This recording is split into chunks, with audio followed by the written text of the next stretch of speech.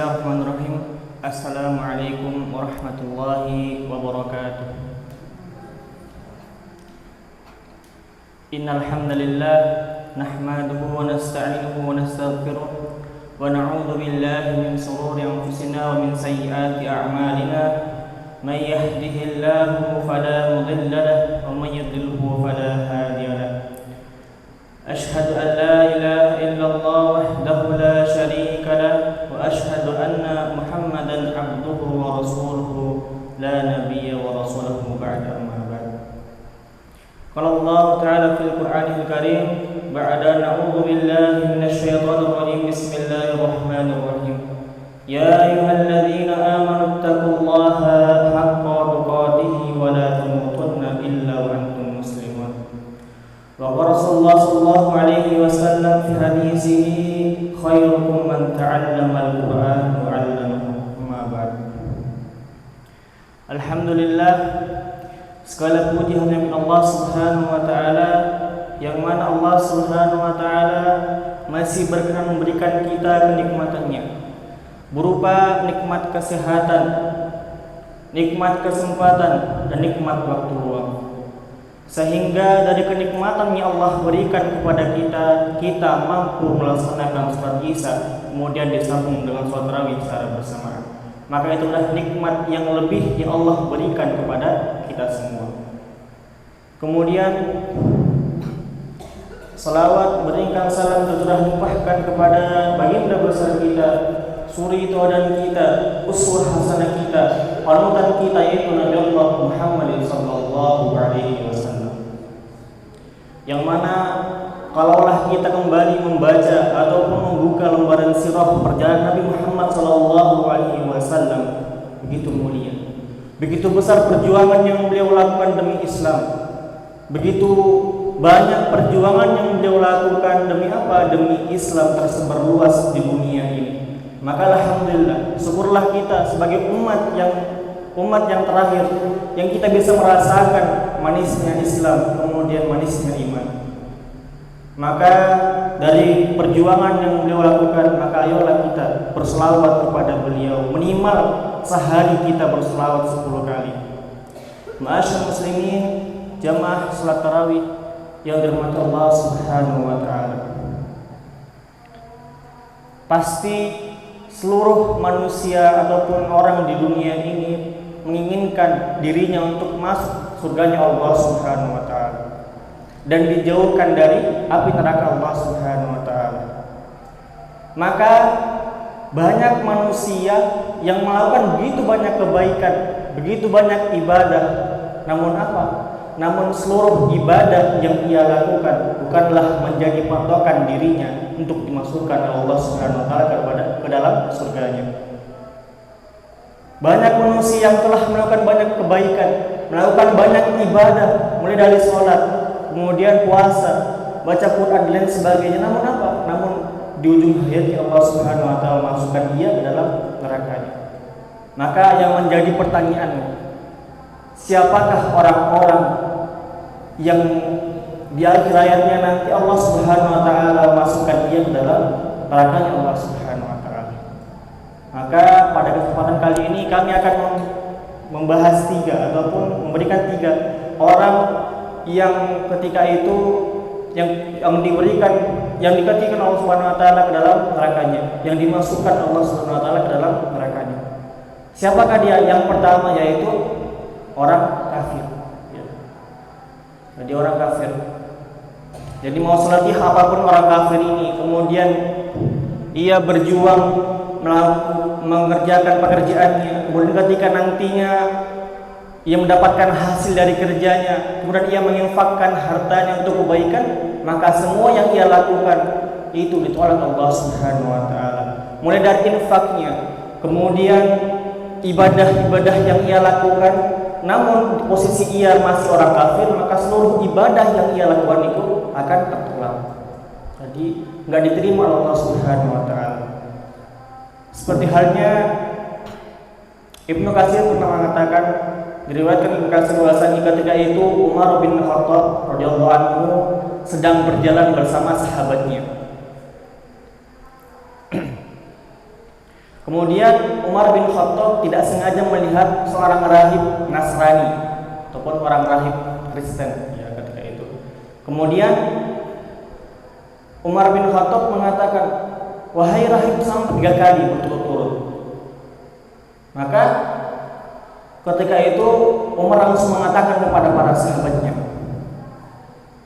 "Lihatlah dia telah bersungguh-sungguh dalam ibadah yang dia lakukan."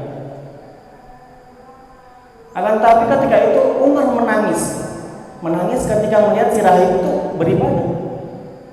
Maka sahabatnya ini bertanya, "Wahai Umar, kenapa engkau menangis melihat si rahib itu beribadah?" Nah, kata Umar, "Alimatun nasibah tasla narun hamiyah." Masyaallah muslimin, jamaah salat tarawih rahmat Allah Subhanahu wa taala. Jadi apa maksud Umar? Maksudnya orang rahib Nasrani itu telah banyak melakukan ibadah, bersungguh-sungguh dalam beribadah. Namun apa? Namun hasil yang ia dapatkan apa? Nihil. Tidak dapat apa-apa. Seluruh amalan yang dilakukan tertolak. Mau itu ibadahnya, kemudian infak yang ia lakukan. Kenapa? Karena ia termasuk orang yang kafir. Karena ia tidak beriman kepada Allah Subhanahu wa taala. Kemudian yang kedua, yaitu orang yang tidak ikhlas beribadah kepada Allah Subhanahu wa taala. Jadi percuma saja ketika kita melakukan begitu banyak ibadah. Mulai dari puasa kita hari ini, kemudian sholat kita, kemudian nanti zakat kita dan tilawah kita. Begitu banyak ibadah yang kita lakukan. Namun seluruh ibadah itu kita tidak ikhlas dalam menjalankannya. Jadi apa yang kita dapatkan? Nihil, tidak dapat apa-apa. Kecuali kalau kita beribadah kepada Allah Subhanahu wa taala, kemudian kita hanya mengharapkan ridho dari Allah Subhanahu wa taala, maka sungguh yang kita dapatkan adalah pahala yang berkali lipat. Karena di zaman sekarang banyak manusia yang beribadah kepada Allah Subhanahu wa taala, tapi apa? Tapi hanya ingin dianggap sebagai orang yang alim. Seperti halnya hadis Nabi sallallahu alaihi wasallam, saya singkat saja. Jadi ketika itu, jadi ada 3 amalan yang mana ketika seorang hamba itu lakukan pasti akan masuk surga. Yang pertama yaitu mati syahid.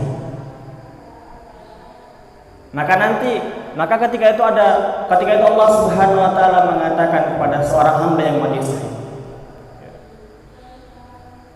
"Hai hambaku, apa yang kau lakukan terhadap nikmatku?" kata Allah Subhanahu wa taala. Maka kata hamba itu, "Aku berjuang dan mengharapkan ridhomu Allah Subhanahu wa taala."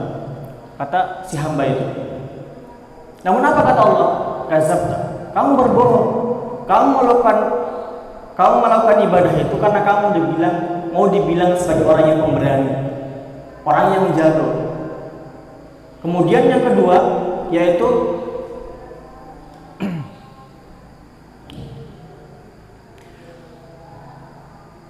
orang yang menuntut ilmu, kemudian mengajarkan ilmu, kemudian membaca Al-Quran. Orang yang sering membaca Al-Quran.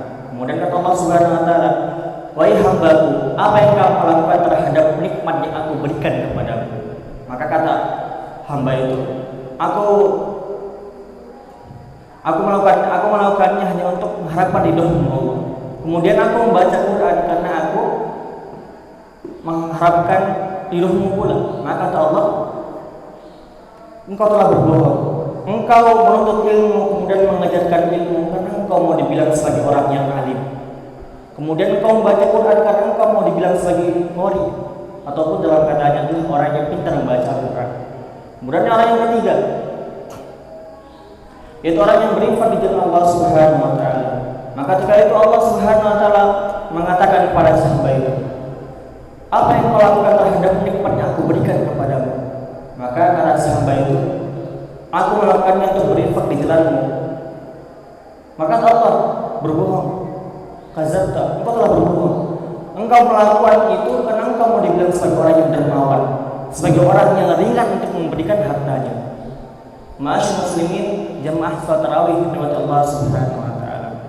Maka dari tiga kisah tadi bahwasannya seluruh amal yang lakukan mulai dari mati syahidnya tadi, kemudian mempelajari, menuntut ilmu dan mengajarkan ilmunya, kemudian yang ketiga tadi itu menginfakkan hartanya, ia melakukan semua amal itu, akan tetapi ia tidak mengharapkan ridhonya Allah Subhanahu wa taala. Ia hanya mengharapkan agar dia dibilang sebagai orang yang alim, kemudian orang yang dermawan dan lain sebagainya. Maka inilah yang harus kita benahi mulai sekarang. Kita benahi niat kita, mumpung kita masih berada di bulan Ramadan, di bulan suci Ramadan, kita benahi niat kita, jangan sampai ketika kita beribadah kepada Allah Subhanahu wa taala, kita dibilang sebagai orang yang alim. Orang yang sering beribadah ataupun orang yang sering berinfak, jangan. Maka kita benahi niat kita kembali. Kemudian kita mencari dari Allah Subhanahu wa taala dan hanya mengharapkan pahala dan ganjaran Allah Subhanahu wa taala.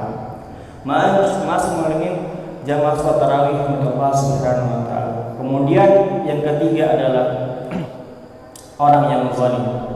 Maka seringkali di zaman ini banyak orang melakukan sebuah kezaliman. Padahal kezaliman ini sangatlah besar dosanya, sangatlah rugi nanti ketika kita melakukannya. Jadi percuma kita melakukan banyak ibadah di bulan suci Ramadan, namun sifat kezaliman kita tidak bisa hilangkan. Kita mengejek saudara kita, kemudian kita menzolimi tetangga kita, kemudian kita menggunakan lisan kita untuk kita sakiti tetangga kita, itu sangatlah buruk. Karena kenapa? Karena nantinya di hari kiamat seluruh dosa kezaliman yang kita lakukan akan kita berikan seluruh amal kebaikan yang kita lakukan nanti akan kita berikan kepada orang yang terzalimi. Maka habislah nanti amalan kebaikan kita. Maka dari itu janganlah kita sampai ke tahap yang orang selalu menzalimi. Kita harus hindari. Karena kenapa? Karena percuma ibadah yang kita lakukan kalau kita sering menzalimi tetangga kita sendiri ataupun teman-teman kita sendiri. Ma'asyiral muslimin jamaah salat tarawih Allah Subhanahu wa taala. Maka semoga seluruh amal ibadah yang kita lakukan di bulan suci Ramadan ini Allah Subhanahu wa taala lipat gandakan. Mudah Allah Subhanahu wa taala menerima seluruh ibadah kita, mulai dari salat kita, puasa kita, kemudian tilawah Al-Qur'an kita, dan Allah Subhanahu wa taala mengangkat derajat kita di sisinya. Amin amin rabbal alamin. Maka mungkin ini disampaikan kesempatan kali ini. Akhirul kalam, assalamualaikum warahmatullahi wabarakatuh.